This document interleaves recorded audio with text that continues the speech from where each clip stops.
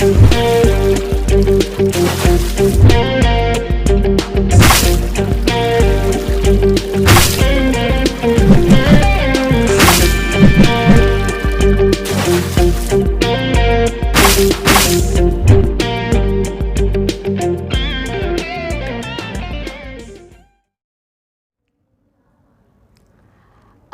warahmatullahi wabarakatuh, selamat malam. Selamat datang di podcast Demres. Bersama saya Iftin Yuninda dan dua narasumber kami di sini ada Abang Taju dan Caca Rusda. Boleh mungkin kita mengawali percakapan ini dengan pengenalan dari masing-masing. Bang Taju. Terima kasih Iftin dan kawan-kawan semua. Nama saya Taju Dimbono. Saya sebagai Ketua Haji Amun dan juga sebagai wartawan di Harian Amun Express. Ya, saya Rusda Likawa, saat ini dipercayakan sebagai Koordinator Wilayah Mapindo Maluku, Masyarakat Anti Fitnah Indonesia. Oke, terima kasih untuk pengenalannya, Caca dan Abang. Jadi teman-teman, sahabat demokrasi, Caca dan Abang adalah sapaan bagi kita ya di Ambon untuk laki-laki dan perempuan. Jadi tema kita kali ini adalah demokrasi dan hoax. Ini dua tema dari program Demokrasi Resiliensi yang diadakan oleh YPPM Maluku. Demokrasi Resiliensi merupakan proyek atau program yang mana tujuannya adalah untuk kita bisa mempertahankan kekuatan demokrasi terlebih khusus untuk kalangan minoritas seperti perempuan, disabilitas, dan kelompok muda. Mungkin kita bisa mulai dengan demokrasi itu sendiri di konteks Maluku. Kira-kira bagaimana sih pandangan Abang dan Caca terkait demokrasi di Maluku hari ini? Iya, terima kasih ya, Vin.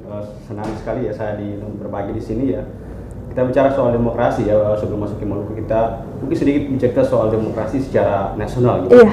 Jadi untuk kita semua, dari demokrasi itu adalah sistem yang dianut oleh negara kita Indonesia ya sejak setelah kemerdekaan. Founding father kita memilih bagi apa sih model demokrasi yang cocok dan baik untuk Indonesia, maka diputuskan untuk kita memilih model pemerintahannya demokratis gitu ya. Demokrasi pasca kemerdekaan itu kemudian belum sempurna gitu, bahkan masuk pada era Orde Baru Soeharto itu kita lihat bahwa demokrasi masih mengalami pelemahan di mana-mana gitu ya. Ya saya ambil contoh misalnya dulu di era Orde Baru itu kita melihat orang agak sulit untuk berpendapat gitu ya. Jangankan orang secara pribadi, media pun ya turut dibungkam dengan rezim waktu itu di masa Orde Baru dengan dipimpin oleh Soeharto gitu.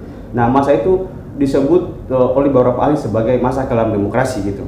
Nah maka muncullah gerakan-gerakan setelah Soeharto berkuasa selama 32 tahun kurang lebih dengan gaya yang otoriter gitu. Otoritarianisme yang kemudian dianut waktu itu, di mana sipil dikekang oleh militer waktu itu. Kita tahu lah waktu itu sampai abdi masuk desa dan sebagainya. Semua hal yang berkait dengan masyarakat gitu ya, semua diatur oleh negara dan tanda petik menggunakan kekuatan militer, kita tahu seperti itu. Nah kemudian publik ya, masyarakat terutama sipil itu agak jenuh dengan kondisi demokrasi waktu itu. Maka kemudian lahirlah yang kita kenal dengan yang namanya reformasi ya. Kita tahu lah di era 98 ini kemudian muncul bahwa sudah saatnya Orde Baru dengan Soeharto ini sebagai leadernya sudah saatnya harus turun dari tahta kekuasaannya. Maka muncul yang namanya gelombang reformasi 98 kemudian. Nah setelah reformasi ruang demokrasi terbuka gitu ya. Kita melihat orang bisa bebas berdemo, orang bisa bebas berdemonstrasi, orang kemudian bebas mendirikan media massa. Ya dulu ketika era Orde Baru itu ketika buat berita itu harus lewat yang namanya Menteri Penerangan ya. Saya sama masih ingat menteri adalah Harmoko, kita tahu. Nah, tapi setelah buat reformasi direbut oleh kekuatan sipil, waktu itu ada mahasiswa, perempuan, akademisi, pers dan sebagainya, kita mulai perlahan menghirup yang namanya udara demokrasi. Nah, hari ini tepat ya, sudah 24 tahun ya kita lahir atau kita berada dalam alam reformasi. Nah, bagaimana sih demokrasi pasca reformasi itu? Itu yang mungkin kita harus ketahui saat ini. Nah, jadi reformasi itu melahirkan beberapa lembaga. Kita tahu ada KPK, ada Komnas HAM dan sebagainya itu. Kemudian di sisi lain di masyarakat sipil pun demikian. Lahirnya undang-undang partai politik baru, kemudian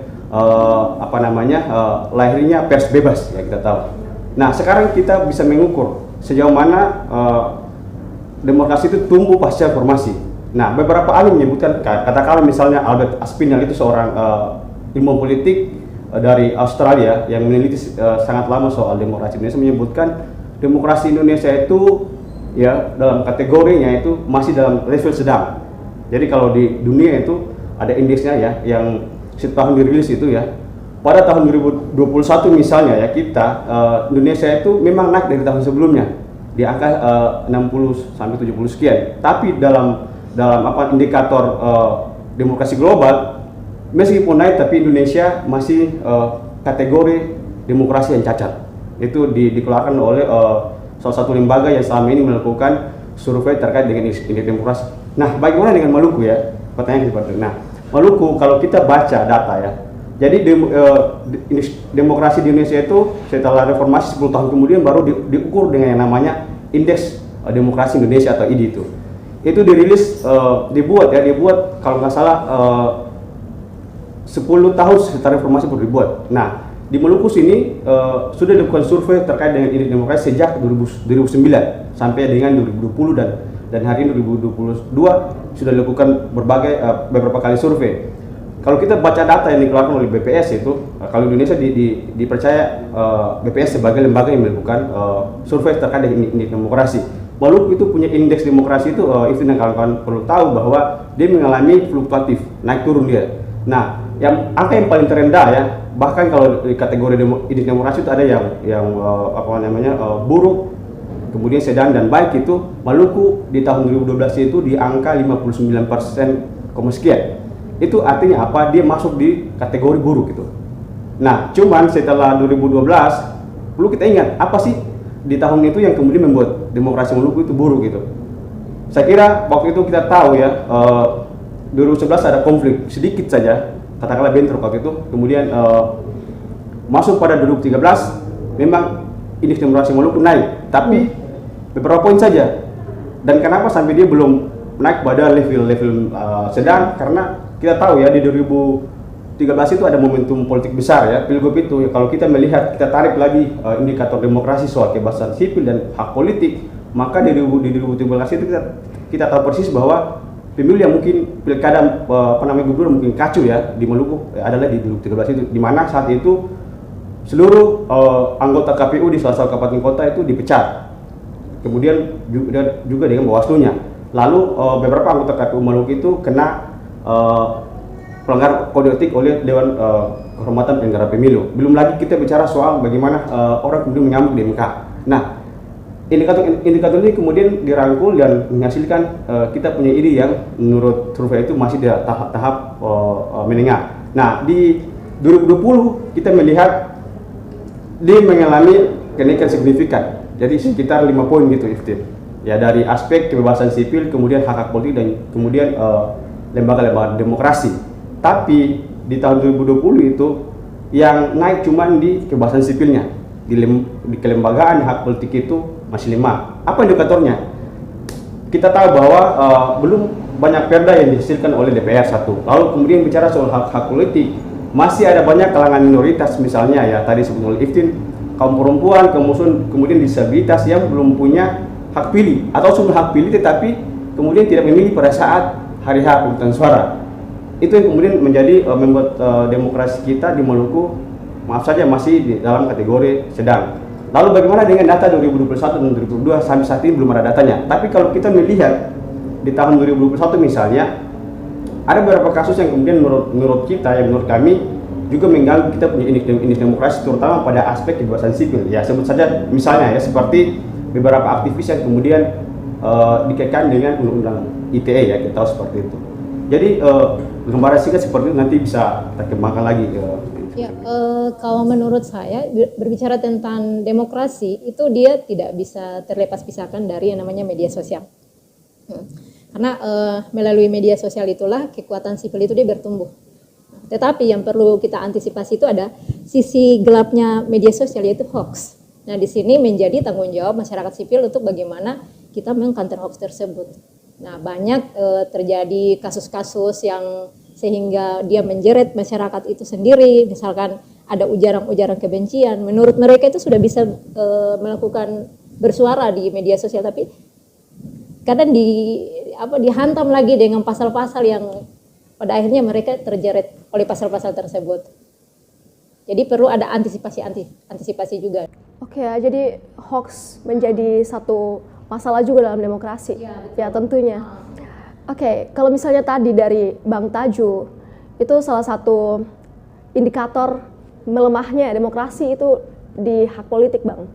Kira-kira menurut Abang dan Caca, penyebab kenapa hak politik itu bisa melemah di Katong gitu, Bang? Iya, jadi seperti di hak politik dalam indikator demokrasi ada dua ya. Yeah. Hak memilih dan dipilih. Yeah. Pertama, hak memilih itu terkait dengan hak partisipasi masyarakat untuk menggunakan hak politiknya gitu. Ya katakanlah saya sebutkan tadi misalnya pada saat pemilihan umum atau pilkada atau pileg misalnya, berapa persen sih orang yang kemudian memilih ya. Katakanlah DPT sekian juta misalnya atau sekian ratus ribu, tapi ada banyak orang yang belum menggunakan hak pilihnya ya. Katakanlah tadi kelompok disabilitas yang karena tidak punya akses ke TPS misalnya atau tidak mendapatkan informasi banyak mungkin soal pemilu, maka mereka ini akhirnya tidak menggunakan hak pilihnya meskipun ada yang memilih, tapi mungkin ada banyak juga yang tidak memilih gitu kan. Akhirnya dia berpengaruh terhadap indikator kita. Yang kedua adalah hak untuk dipilih. Nah, hak untuk dipilih menarik karena begini, kalau kita lihat sistem partai politik ya, Iftin ya, partai politik itu adalah bagian daripada lembaga demokrasi ya. Jadi partai politik itu ada untuk menunjang aktivitas demokrasi dalam konteks hak politik tadi. Mengapa sampai hak hak dipilih itu mengalami penyumbatan begini ya, Iftin ya. Katakanlah seperti ini, di dalam partai politik itu ada yang namanya perekrutan anggota partai. Nah kalau kita melihat secara kasat mata saja ya, di Maluku ini, maaf saja ya, partai politik itu ketika ada momentum politik atau pemilu, baru mereka ramai-ramai untuk merekrut kader. Ya bahkan orang yang tidak punya basic politik pun mereka, yuk masuk aja di daftar pengurus kita karena nanti ada kegiatan verifikasi administrasi atau verifikasi faktual oleh KPU. Nah, makanya orang yang masuk di dalam partai politik itu tidak melalui proses pengkaderan rekrutmen yang baik. Hasilnya adalah hanya orang-orang tertentu saja yang kemudian punya tanda petik modal politik yang kuat, hanya mereka yang terpilih. Kita tahu lah di Maluku ini bahkan ada anggota DPR yang kemudian terpilih sampai 5 bahkan sampai 4 sampai 5 kali. Ini pertanyaan sebenarnya. Kalau kita bahas soal kontribusi atau pembagian kekuasaan sebenarnya itu menurut saya itu sudah harusnya partai politik punya batasan gitu. Nah, coba kita lihat ya, mungkin beberapa tahun terakhir baru kita muncul ada figur-figur muda ya, Charles kalau nggak salah yang kemudian terpilih sebagai anggota dewan. Kalau dulu kan hanya orang-orang tua yang jadi anggota dewan, jadi kepala daerah. Ini sebenarnya menghambat proses demokratisasi sebenarnya menurut saya. Jadi hak politik tadi ada dua tadi. Selain kita punya hak untuk terlibat sebagai pemilih, mengawasi pemilu dan sebagainya, tapi hak kita yang lain adalah bisa dipilih. Hak yang dipilih ini yang menurut saya harus kita dorong ke depan agar partai politik terbuka secara selebar-lebarnya untuk mengakomodir anak-anak muda ya meskipun mereka tidak punya modal ekonomi yang kuat misalnya, tapi mereka punya ide gagasan yang kuat untuk daerah ini. Sebenarnya menurut saya juga diberi kesempatan untuk berkompetisi di dalam partai politik gitu. Menurut saya seperti itu. Oke. Kalau misalnya kesempatan mereka karena misalnya yuk punya berapa sih mencalon anggota dewan atau calon apapun ya, terkait dengan politik ya menurut saya selama itu pun ya partai politik menginginkan kita punya hak untuk dipilih di dalam momentum politik seperti itu. Ya ke depannya tadi saran saya ya partai politik sebagai laboratorium atau sebagai lembaga yang mengorbitkan pemimpin di daerah baik legislatif maupun kepala daerah sudah saatnya terbuka selebar-lebarnya untuk merekrut anak-anak muda, orang-orang yang potensial yang meskipun mereka tidak punya modal politik tapi mereka punya gagasan. Menurut saya seperti itu. Oke. Kalau tambahan dari saya sih satu ya, krisisnya kepercayaan. Oke. Nah, Gimana itu, Ca? maksudnya gini, sekalipun anak muda itu dia punya idenya cemerlang, tetapi kalau dia tidak dipercaya, ya udah sampai situ aja. Maksudnya dari krisis kepercayaan orang terhadap seseorang yang mau dipilih ataupun sebaliknya. Kira-kira bagaimana kita bisa menumbuhkan kepercayaan itu, Caca? Ya kita menunjukkan karya kita dong, kualitas diri kita itu seperti apa. Kenapa sampai orang tidak bisa percaya ke orang itu, Ca? Ya mungkin ada riwayat apa dia gitu, ada riwayat selama dia melakukan berbagai program, mungkin ada sesuatu yang terjadi sehingga krisis kepercayaan dari masyarakat, mungkin seperti itu. Jadi persoalan personality ya, individunya. Seperti itu. Beberapa contoh ya, contoh kasus ini. Kalau misalkan seseorang yang ingin calon, dia dari kampung A, tetapi dia punya beberapa kasus di kampung itu. Mau seistimewa bagaimanapun dia di luar kampung itu, tapi dia tidak akan dipercaya di kampungnya dia sendiri. Nah, begitu juga dengan orang yang bukan dari kampung itu, tapi kalau dia dipercaya di dalam kampung itu, dia akan dipilih. Maka itu satu-satunya alasan atau penghambat ya. Salah satu dia. Oh. Baik, karena mungkin tidak asing lagi ya, kita lihat hari ini berapa banyak orang yang dipilih sekalipun dia punya masa lalu atau track record yang mungkin pernah korup misalnya, itu masih ada terjadi. Dan mungkin persoalan kepercayaan saya pikir fanatisme buta. Ya itu jadi saya menambahkan Rosa itu menarik sekali ya. Memang di era digital sekarang ya. Jadi saya begini. Jadi di Indonesia ini kalau kita mau tarik sejarahnya sebenarnya, itu demokrasi itu sudah lama sebenarnya, di beberapa tahun yang lalu sudah memasuki yang namanya demokrasi digital. Jadi demokrasi digital itu perlu dipahami berhubungan dengan media sosial juga tadi ya. Ini terkait dengan bagaimana manfaat media sosial untuk kampanye dia gitu kan. Jadi di Indonesia itu kalau kita melihat data dan kita baca jurnal referensi itu momentum demokrasi memasuki demokrasi digital ya, atau istilah lain adalah cyber demokrasi, itu momentumnya saat pemilihan Pilkada DKI 2012. Bagaimana sih lawan Ahok ya, tim Ahok itu dan juga lawannya menggunakan media sosial untuk mengkampanyekan kandidatnya. Bahkan tidak hanya mengkampanyekan misi-misinya, tapi mereka menggunakan media sosial itu ya, internet ya, bahasa umumnya, untuk menggalang dana kampanye untuk kandidat. Menurut saya itu sebuah kemajuan yang luar biasa sebenarnya. Jadi internet dan media sosial ada sebenarnya tadi betul sekali ada sisi positif dan negatifnya atau sisi gelap dan terangnya itu. Nah, bagaimana dengan profiling kita? Nah, ini Iftin dan kawan-kawan, ini era digital. Maka yang perlu kita siapkan adalah jejak digital kita gitu. Iya, betul. Hari ini kalau misalnya katakanlah saya nih punya kapasitas, oke lah nggak diragukan lagi, tapi saya punya misalnya ya satu kasus saja, ya saya terlibat pornografi ya, dan itu rekam jejak yang masih ada misalnya, itu menjadi bahan kampanye negatif atau kampanye hitam untuk saya sebenarnya. Jadi betul kita dorong anak muda, tapi yang pertama dan utama adalah kita harus membuat profil yang kita itu yang bagus-bagus gitu. Kalau misalnya itu bagus, saya kira saat ini ya tanpa umum kalau kita betul-betul dipercaya, no problem kita bisa terpilih. Menurut saya seperti itu. Berkaitan dengan jejak digital itu ya, ini kan tahun 2024 ini kan 2024 ini kita berhadapan dengan tahun politik ya. Bisa jadi orang yang ikut calon ini punya rekam jejak digital di 10 tahun yang lalu, itu bisa diangkat untuk melawan dia sendiri gitu. Dari ini sisi gelapnya internet ini gitu. Jadi memang sangat penting juga ya jejak digital dan bagaimana kita bisa berperilaku di digital itu sendiri. Etika dalam bermedia sosial. Oke. Tetapi sebagai masyarakat sipil juga kita perlu terus untuk mengkampanyekan hal-hal positif. Bagaimana kita menggunakan media sosial dengan baik. Seperti itu. Menarik tadi persoalan hak dipilih, Bang. Bagaimana tadi Bang Taju bilang ketong bisa meningkatkan hak dipilihnya. Nah, ini mungkin masih menjadi ketimpangan menurut saya. Menjadi ketimpangan antara kaum muda dan kaum tua. Saat ini kalau di Maluku sendiri bisa kita lihat masih dominasinya adalah orang tua gitu. Nah, kira-kira sebenarnya penyebab sih kenapa anak muda kurang partisipasi dalam politik? Ini menarik ya. Jadi sebelum lalu saya baca survei ya. Survei ini dikeluarkan oleh CSIS ya. Salah satu lembaga think tank kredibel salah satu lembaga kredibel di Indonesia yang selama ini kita tahu dia punya sejarah panjang soal membuat survei politik ya, survei di publik dan sebagainya. Jadi menarik itu dia bersurvei. Jadi di survei itu dia menyebutkan di konteks pemuda ya, pemuda. Ya. Ternyata di menghadapi pemilu 2024 ini pemuda itu partisipasinya sangat tinggi, di angka 70 sekian persen. Jadi mereka ini berpartisipasi sebagai masyarakat untuk menyukseskan pemilu nih. Ya sebagai pengawas pemilu, sebagai penyelenggara maupun nanti sebagai pemilih nantinya.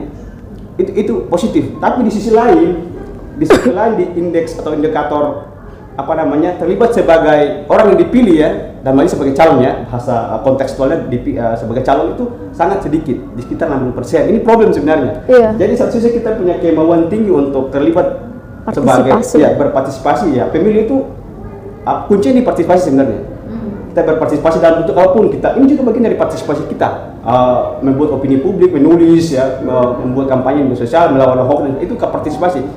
Tapi problemnya adalah ketika ditanya, kemudian kan di survei tanya, Anda mau apa ya, mau jadi calon A atau calon B atau tidak? Misal calon anggota legislatif atau apa kepala daerah tidak? Mereka no gitu, angkat tangan. Ini problem. Nah, sayangnya di dalam survei itu kita menemukan ternyata beberapa alasan ya. Misalnya ya, mereka kurang percaya diri sebagai politisi. Yang kedua adalah mereka menganggap politik itu kotor gitu. Atau politik itu istilahnya nanti kalau saya jadi anggota dewan, wah saya nanti nggak bebas berekspresi. Mungkin yang berikutnya adalah ketika saya sebagai anggota dewan misalnya itu saya dekat dengan hal-hal yang buruk gitu. Nah menurut saya ini yang perlu diubah sebenarnya ke depan, bahwa politik itu sebenarnya tidak selamanya kotor loh. Ada orang-orang yang sebenarnya menurut saya jadi role model untuk bagaimana kita menguatkan kita punya apa namanya politik ke depan gitu. Nah ini kembali ke anak muda sendiri gitu, karena menurut saya percuma kalau misalnya kita bilang nanti kita jor-joran berpartisipasi dalam, tapi ketika kayu mau ingin perubahan nih, kayu mau ingin supaya Karpan itu diisi oleh anak muda, atau minimal 1 tahun atau 5 tahun ke depan Maluku itu seperti ini nih, versi anak muda.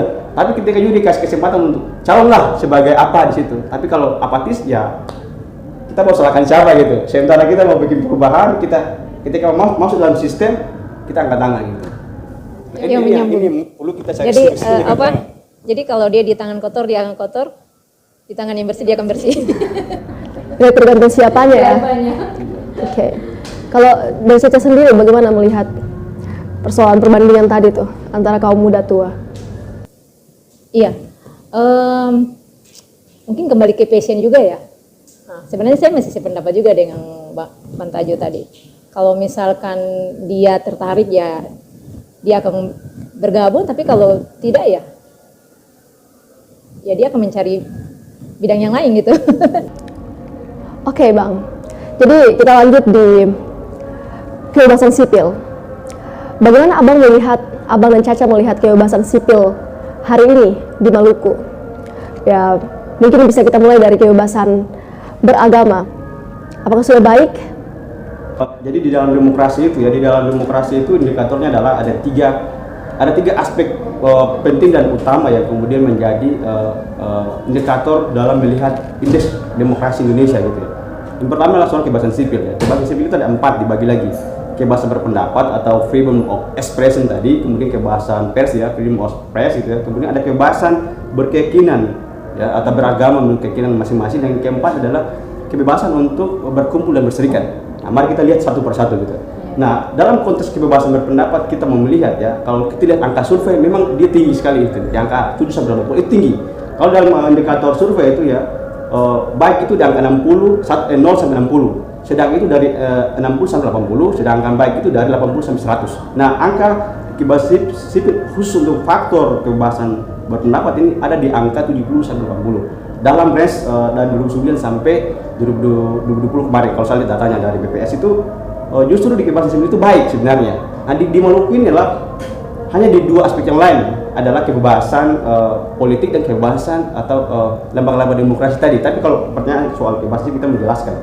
Nah, mungkin yang paling sedikit mempengaruhi atau melemahkan faktor kebebasan sipil adalah 2 atau 3 kasus kemarin tuh, di mana misalnya ya meskipun itu masih perdebatan, tetapi kelompok masyarakat sipil menganggap itu bagian dari pada mengikat kebebasan sebenarnya ya, termasuk dari Komnas HAM sebenarnya waktu mereka mengeluarkan statement bahwa yang disampaikan kalau Thomas misalnya, ini kita kasus saja misalnya Thomas itu sebenarnya itu dia dilindungi oleh Undang-Undang Dasar pasal 28 tuh, semua orang berhak ya menyatakan pendapat di depan umum, itu clear tuh. Belum lagi kita singgung soal konstitusi yang hukum internasional misalnya. Tapi di sisi lain memang ada orang yang berpendapat bahwa itu sebenarnya sudah mengarah kepada ujaran kebencian dan pencemaran nama baik. Nah, makanya kena pasal tuh. Lalu berikut adalah kasus misalnya Indah Ibrahim misalnya di kampus. Itu benar-benar menurut saya itu mengekang betul kebebasan berpendapat sebenarnya. Kasus kalau kita kasus per kasus ya. Lalu yang berikut adalah misalnya soal Risman, aktivis HMI yang demo waktu itu kemudian ditangkap dan dia divonis 6 bulan. Belum lagi kita bicara soal kasus Yan Ambon. Menurut saya saat ini lembaga-lembaga kampus ya, beberapa lembaga-lembaga atau institusi kampus itu turut berkontribusi terhadap melemahnya kebebasan berpendapat ya. Jadi bukan hanya di EL kalau kita melihat di Unpad itu sebenarnya banyak masalah Unpad ya. Banyak masalah soal semester yang naik ya, beasiswa yang diskriminatif dan sebagainya. Tapi lagi-lagi kawan-kawan mahasiswa ini ya ngobrol ke saya, mereka tidak bisa demo karena nanti bla bla kan. Mungkin ada aturan-aturan yang nanti mereka punya semester dan sebagainya. Yang lebih parah adalah tadi kasus yang menyeret kawan-kawan mahasiswa atau pers kampus di Ambon. Menurut saya itu salah satu kasus yang harus menjadi contoh yang buruk sebenarnya untuk kita bicara soal bagaimana sih kasih ruang yang seluas-luasnya untuk kebebasan pendapat. Nah, bagaimana kebebasan pers kita, Iftin? Jadi di Maluku dalam data AJI itu dalam 2 tahun terakhir ada sekitar 6-7 kasus. Ya, kasus kemudian menurut kami itu mengikat kebebasan persnya. Katakanlah kasus terbaru misalnya di DIN tentunya, lalu kasus misalnya perampasan alat peliputan oleh ajudan gubernur misalnya di Buru, itu juga masuk kasih. Lalu kasus yang lain misalnya penghalangan peliputan oleh orang dekatnya mantan bupati ya, almarhum Pak Yasin Payapo di kantor bupati tahun 2020 kalau nggak salah, dan itu pelakunya sudah divonis, dia bersalah dan menjalani hukuman. Nah, hal-hal yang kecil seperti ini sebenarnya seharusnya jangan terjadi gitu, Iftin. Jangan terjadi karena kita sudah di alam demokrasi yang bebas ini ya, dan kita sudah punya aturan sebenarnya, Iftin. Mungkin ini yang menurut saya harus menjadi tanggung jawab kita semua untuk menyampaikan ke publik bahwa misalnya di konteks jurnalistik, kalau misalnya jurnalis melakukan pemberitaan yang tidak berimbang atau menyinggung dan sebagainya, sebenarnya ada di jalur sebenarnya. Jalur adalah lewat pengaduan ke Dewan Pers sebenarnya. Nah, contoh yang baik adalah saya mau tunjukkan contoh yang baik yang dilakukan oleh salah satu politisi di Maluku, saja namanya Pak Luki Temuri kemarin. Nah, Pak Luki Temuri ini ditulis oleh salah satu media surat kabar di Maluku, koran, tapi kemudian dia tidak melawan dengan melaporkan media itu ke polisi misalnya. Dia kemudian menempuh jalur di Dewan Pers dan hak jawab ini dimuat utuh tuh. Nah, beberapa kasus yang lain yang kemudian bahkan maaf saja Wakil Gubernur lewat kuasa hukumnya, kemudian Gubernur lewat kuasa hukumnya, kemudian melapor beberapa media yang menurut mereka menulis tidak berimbang. Itu juga tidak fair sebenarnya. Itu kemudian menurut saya itu mengekang kebebasan pers di Maluku tuh. Belum juga kalau kita mau balik ke sejarah ya. Ya di Maluku ini sebenarnya dua wartawan senior yang sudah mati karena dia punya tugas-tugas jurnalistik. Dituakan Bung Alfred sama Bung Ridwan Salamun itu kan. Jadi Bung Ridwan Bung Alfred itu masuk dalam 9 jurnalis Indonesia yang sampai saat ini kasusnya belum diselesaikan secara utuh. Nah, bagaimana dengan kebebasan beragama? Menurut saya kalau kebebasan agama di Maluku ini menurut saya tuntas lah. Kita Maluku ini dikenal kota toleran dan sebagainya. Nah, lalu juga dengan indeks yang lain soal kebebasan berserikat. Menurut saya kebebasan berserikat di Maluku kategori yang aman gitu ya. Artinya kita bisa berkumpul di mana saja. Meskipun ada beberapa kasus yang saya alami juga di Tuan Aji itu kita pernah bikin diskusi soal apa gitu ya, soal HAM dan atau tidak salah itu kita diintelin oleh tentara gitu. Makanya kita hati-hati tuh. Bahkan kalau setiap kegiatan Aji tuh biasanya didekati oleh intel kita. Apalagi kalau pesertanya adalah teman-teman dari Papua tuh. Saya punya pengalaman itu. Maka menurut saya meskipun masih ada hal-hal seperti itu, tapi secara keseluruhan kebebasan berpendapat dan berkumpul itu berserikat itu masuk kategori yang masih baik gitu. Oke. Berarti untuk kategori kebebasan berpendapat itu masih kurang Bang ya dari kasus yang telah Abang jelaskan tadi. Iya, secara angka bagus ya, secara angka tapi secara kasus implementasinya masih ada gangguan gitu. Yes. Bagaimana dari Caca? Ya, kalau saya sih melihat lebih ke digitalisasi ya. Saya tuh di beberapa tempat sering mengatakan bahwa dalam kita bermedia sosial itu perlu kita ingat bahwa orang-orang yang menggunakan media sosial itu sekalipun dalam dunia maya, tapi itu adalah manusia-manusia nyata begitu. Jadi berhati-hatilah ketika kita melakukan suatu apa misalkan berekspresi atau apa begitu, kita tetap menjaga etika itu supaya tidak menjerumuskan kita. Ini saya mau kembali ke yang tadi Bang Tajo sempat bilang bagaimana kebebasan kita untuk menulis seperti itu. Saya tuh punya satu pengalaman. Dulu pernah sering menulis tentang kondisi-kondisi di Maluku dan itu sempat pernah diikut oleh Intel juga. Itu pengalaman itu kisah nyata dan saya sendiri yang alami. Bahkan untuk kegiatan-kegiatan untuk menunjang demokrasi saja masih saja diwaspadai, dicurigai. Ya, mungkin terakhir untuk menutup podcast kita pada hari ini ada pesan-pesan Abang dan Caca.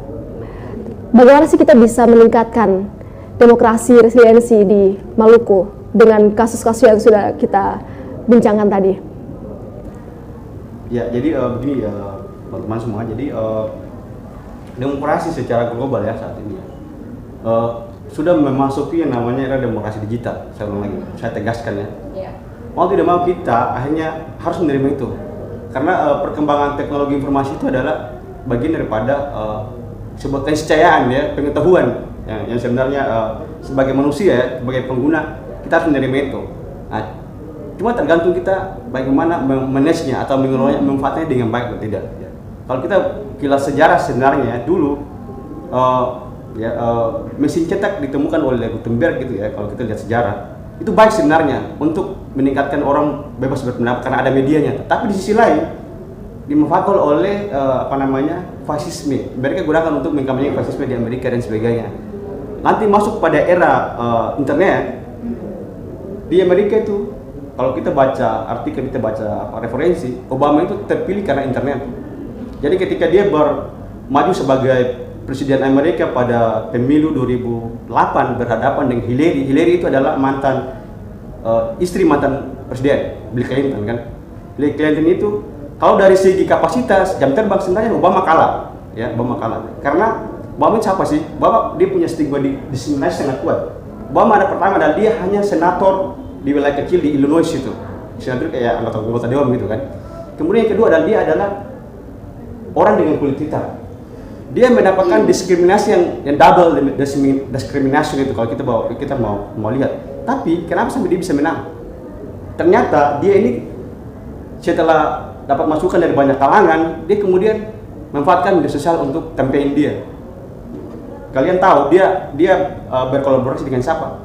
Dengan temannya Steve Jobs itu, pendiri Facebook, Mark Zuckerberg. Jadi dia kenal dengan temannya itu, kemudian mereka berkomitmen dan menekan kontrak bahwa you bantu saya untuk kampanye di media sosial dengan menggunakan Facebook salah satunya. Apa dampaknya tuh Iftin? Mereka menang.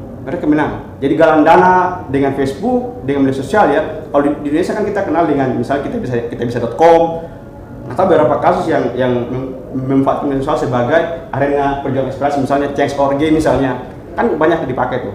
Nah, setelah Obama menang dengan itu, kemudian kesini orang kemudian ternyata internet itu bisa menjadi alat yang baik untuk kita menjalankan demokratisasi dengan baik misalnya, atau bisa memanfaatkan untuk politik gitu.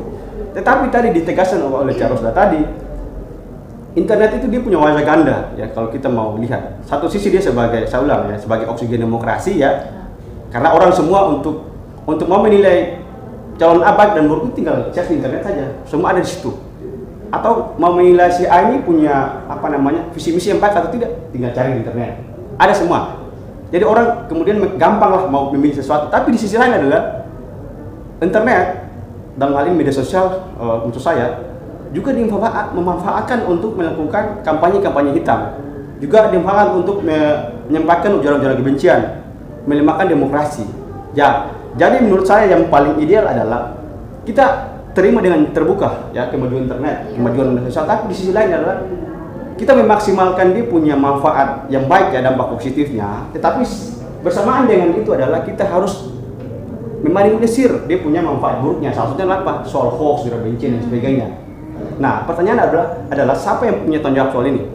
Apakah negara, masyarakat, atau siapa? Menurut saya kita semua yang mengakui sebagai civil society, ya masyarakat ini punya tanggung jawab sebenarnya. Karena kalau kita hanya libatkan negara, ya katakanlah kan kalau negara kan dia cuma kan Kementerian Kominfo saja yang selama ini kemudian bekerja untuk mengkantor hoax.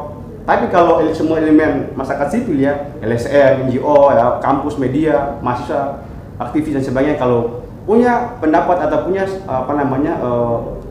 pemikiran yang sama, maka saya kira di pemilu 2024 ini ya mungkin tidak separah dengan pemilu-pemilu sebelumnya. Dan pesan saya adalah ke depan kita semua harus ya memanfaatkan semaksimal mungkin internet ya untuk kepentingan yang baik tentunya, untuk kepentingan kampanye, visi misi, tapi jangan sampai kita manfaatkan untuk kepentingan buruk. Misalnya kita mencemarkan nama baik orang, kemudian kita buat berita bohong, karena mau tidak mau kalau itu terjadi maka dia berkontribusi terhadap demokrasi kita. Jadi demokrasi kita ini dipotret oleh dunia gitu. Kenapa sampai kita harus bicara demokrasi dalam hampir di semua hal kita bicara soal demokrasi? Karena kalian tahu Indonesia ini kan negara ketiga atau keempat terbesar ya di dunia, negara demokrasi terbesar ya setelah Amerika, Cina gitu. Maka Indonesia, maka seluruh dunia mata dunia itu tertuju ke Indonesia nih.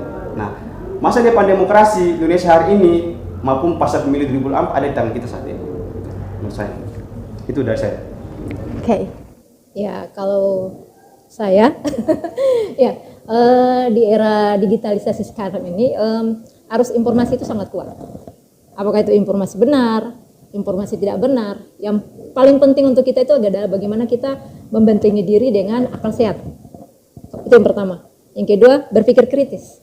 Sehingga ketika kita sudah bisa berpikir kritis, kita bisa menggunakan akal sehat kita, maka kebebasan berekspresi, bersuara itu dia bisa bertumbuh dengan baik, dan secara tidak langsung kita bisa menangkal informasi-informasi yang tidak benar itu. Itu saja dari saya. Baik, terima kasih banyak Abang Taju dan Caca Rusda. Jadi sahabat demokrasi, itulah tadi diskusi bersama dua narasumber kita tentang hoax dan demokrasi. Kiranya memasuki era demokrasi digital hari ini, penting kiranya menjadi tanggung jawab bersama untuk kita bisa lebih bijak dalam berdigital, dalam beraktivitas di era digital ini. Yang pertama mungkin kita bisa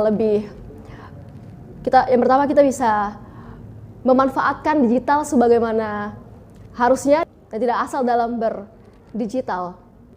Terima kasih sudah menonton video ini. Jangan lupa untuk membagikan video ini agar kita bisa mengedukasi teman-teman di Maluku lebih banyak lagi. Terima kasih.